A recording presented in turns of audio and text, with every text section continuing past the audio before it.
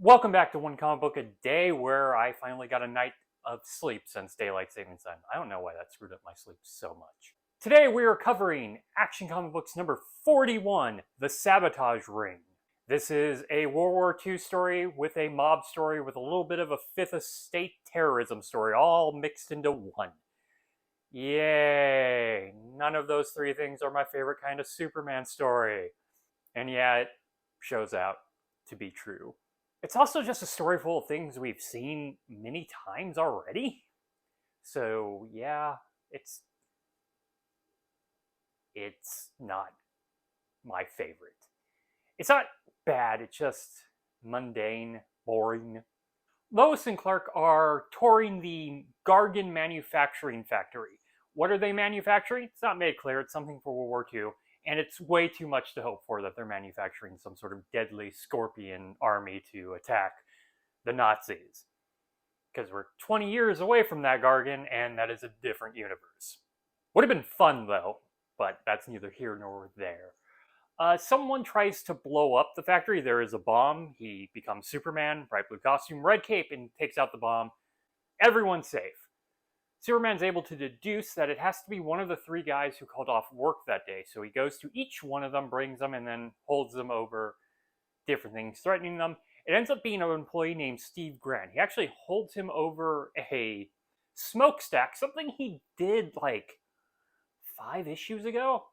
I'm counting Superman issues in that, but he held someone over a smokestack pretty recently. Grant doesn't know who the boss is. He doesn't talk to him directly. He gets phone calls. Grant is put into prison, where an assassin immediately tries to kill him, but Clark happens to be going there to talk to him, and using his bumbling skills, he's able to knock the hidden gun out of the assassin's hand. Bumbling Clark saves the day! That's, actually interesting.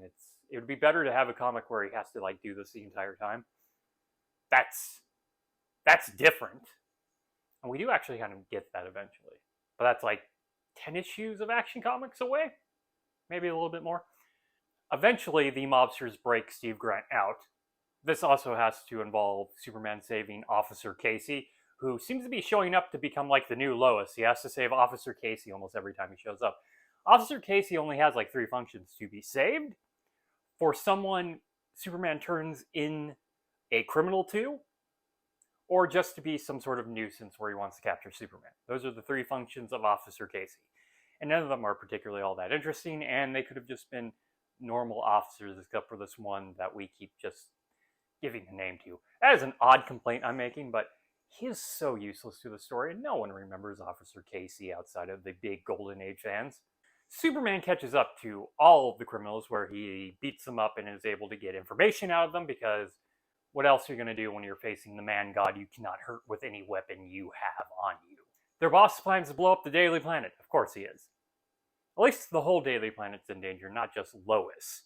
Superman quickly arrives and discovers their leader, who was in disguise and then got out of the disguise, sort of like he's Clark Kent, but Superman finds him fairly easily. He stops the bomb, turns over the criminal, and Lois is once again wondering how Clark is getting the story.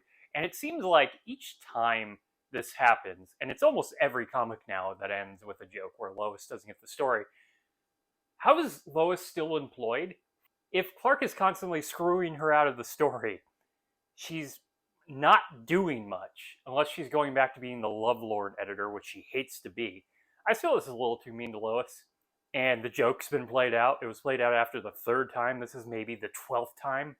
That is it from Action Comics number 41, The Sabotage Ring. Just a bunch of stuff we've seen before. If you enjoyed this story, please like and subscribe. Hit the bell icon to get notifications when a new video goes up. I do this Monday through Friday. But Fridays is Bat Friday, where I cover a Batman story in either Detective Comics or the main Batman series. And until next time, let's ponder the question, whatever did happen to the Man of Tomorrow? And were mobsters taking money from the foreign powers? I think they were still very patriotic to America. That'd be something to look into.